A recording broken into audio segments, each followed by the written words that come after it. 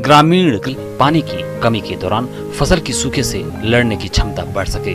वर्षा आधारित एवं बारानी क्षेत्रों में क्लोरांट्रानिलीप्रोले 18.5 SC का छिड़काव करें। इस दवा का उपयोग 150 मिलीलीटर प्रति हेक्टेयर फूल आने के 4 से 5 दिन पहले तक करें।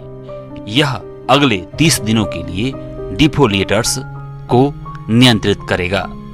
कुछ क्षेत्रों में तना मक्खी के संक्रमण की सूचना मिली है। किसानों को सलाह दी जाती है कि वे इसके लिए थियामेथाक्साम और लिम्डासाइहेलोथ्रिन 125 मिलीलीटर मात्रा प्रति हेक्टेयर की दर से उपयोग करें। कपास की फसल में उचित खरपतवार प्रबंधन के लिए एक हाथ से निकल यह समय उपयुक्त है। पशुओं को साफ और ताजा पानी दिन में 2 बार दें, साथ ही साथ हरा चारा दें। बाहरी परजीवियों से बचाव के लिए ब्यूटॉक्स का उपयोग करें। पशुशाला की नियमित सफाई करें। 1 लीटर पानी में 5 मिलीलीटर फिनाइल मिलाकर फर्श की सफाई करें। आइए जानते हैं अन्नदाता निःशुल्क फोन के माध्यम से पूछे गए समस्याओं का समाधान। अन्नदाता निःशुल्क फोन संपर्क सेवा के माध्यम से पूछे गए प्रश्नों में से आज हमने जिस प्रश्न को कार्यक्रम में शामिल किया है उसे पूछा है ग्राम उमेरी, जिला दतिया के कृषक रघुनंदन प्रसाद ने। ये सहजन की खेती के बारे में संपूर्ण जानकारी चाहते हैं। तो रघुनंदन प्रसाद जी, आपकी जानकारी के लिए प्रस्तुत है कार्यक्रम का ये अंश। मैं आज आपको सहजन, जिसे आम भाषा में मुनगा भी कहा जाता है, की खेती और उसके पोषण के बारे में कुछ सामान्य जानकारी और उसके उपयोग के तरीकों के बारे में बताऊंगा। यह एक बहु उपयोगी पोषण से भरा हुआ एक वृक्ष है। इसकी फली, पत्तियां, पुष्प और इसकी जड़ें पोषण से भरपूर हैं। इसमें प्रोटीन प्रचुर मात्रा में होता है। इसमें कैल्शियम, फास्फोरस और अन्य तत्व जैसे बीटा कैरोटीन और विभिन्न प्रकार के तत्व पाए जाते हैं, जिनसे शरीर में भिन्न भिन्न रोगों की रोकथाम होती है। प्रजातियों का जो चयन है वो बड़ा महत्वपूर्ण है।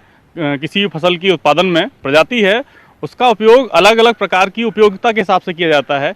कि जैसे अगर हमें हाई डेंसिटी, मतलब जिसको कहते हैं सघन उत्पादन लेना है, तो PKM1 एक बहुत अच्छी प्रजाति है। दूरी के लिए लेने के लिए PKM2 और PKM3 बहुत उम्दा प्रजाति हैं। इसके अलावा ज्योति 1, ज्योति 2 नाम की 2 वैरायटियां हैं जिनका उपयोग बहुत अच्छे से किया जा सकता है। सहजन की खेती पत्तियों और फलियों के लिए की जाती है, जिसमें फलियों का प्रयोग सब्जी और बीज उत्पादन के लिए किया जाता है और इसकी पत्तियों को सुखाकर औषधियों में प्रयोग करते हैं।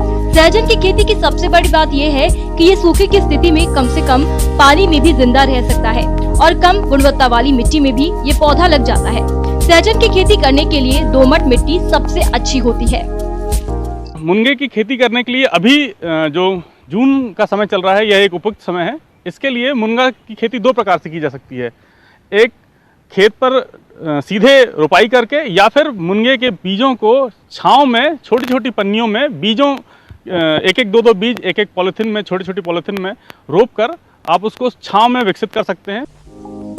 सहजन की खेती में अगर आप नर्सरी में उगाए पौधे का इस्तेमाल करना चाहते हैं तो 18 सेंटीमीटर की ऊंचाई और 12 सेंटीमीटर की चौड़ाई वाले पॉली बैग का इस्तेमाल करें। बैग के लिए मिट्टी का मिश्रण हल्का होना चाहिए।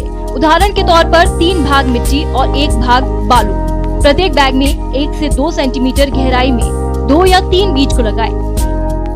और फिर बरसात आने पर आप उनको गड्ढों के द्वारा खेत में रोप सकते हैं, या मेड़ पे रोप सकते हैं, या जहां आपके पास जमीन हो आप कम पौधे रोप सकते हैं, घर के उपयोग के हिसाब से रोप सकते हैं। 50 सेंटीमीटर गहरा और चौड़ा गड्ढा खोद लें। इस गड्ढे से मिट्टी को ढीली होने में और जड़ को नमी ग्रहण करने में मदद मिलती है। सहजन या मोरिंगा के सघन उत्पादन के लिए एक पेड़ से दूसरे पेड़ के बीच की दूरी 3 मीटर हो और लाइन के बीच की दूरी भी 3 मीटर होनी चाहिए। कंपोस्ट या खाद की मात्रा 5 किलो प्रति गड्ढा ऊपरी मिट्टी के साथ मिलाकर गड्ढे के अंदर और चारों तरफ डाल दें।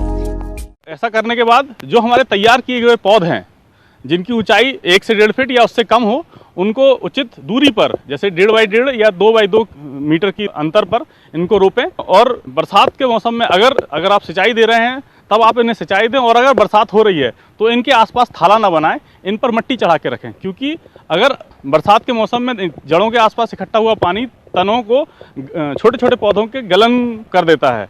इसलिए थाला ना बनाएं, या फिर जल निकासी की पर्याप्त मात्रा में व्यवस्था करके रखें। मोरिंगा और सहजन के पौधे को ज्यादा पानी नहीं देना चाहिए। पूरी तरह से सूखे मौसम में शुरुआत के पहले 2 महीने नियमित पानी चाहिए और उसके बाद तभी पानी डालना चाहिए जब इसे जरूरत हो।